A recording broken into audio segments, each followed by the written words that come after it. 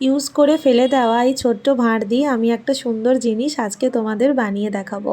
চলো কি কি ইনগ্রিডিয়েন্ট লাগবে তোমাদের দেখিয়ে দিলাম।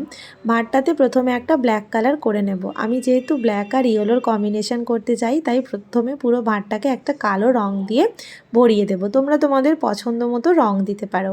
এরপর ভাঁড়টাকে একটু রোদে আমি শুকতে দেব।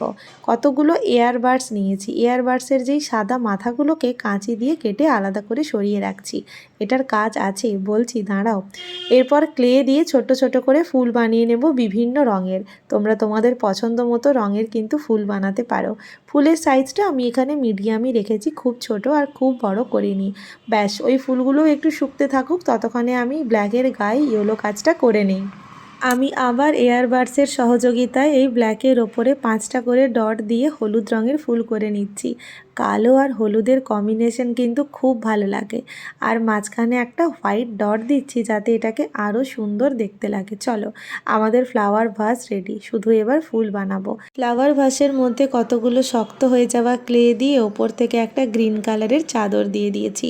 এবার ওই যে এয়ারবাডসগুলো কেটে রেখেছিলাম, ওর মাথায় একটু করে চিট লাগিয়ে ফুল দিয়ে স্ট্যান্ড বানিয়ে নিয়েছি। ওই জন্যই কিন্তু আমি প্রথমে এয়ারবাডসের মাথাগুলোকে এইভাবে করে কেটে রেখেছিলাম। প্রত্যেকটা ফুলের পেছনে একটা করে ডান্ডি এবার আমি পরপর অ্যাড করে দেব। ব্যাস রেডি আমাদের সুন্দর ছোট ছোট ফুল। এবার ফ্লাওয়ার ভাসটা যে তৈরি করেছি তার উপর এই ফুলগুলো অ্যাটাচ করে দেব।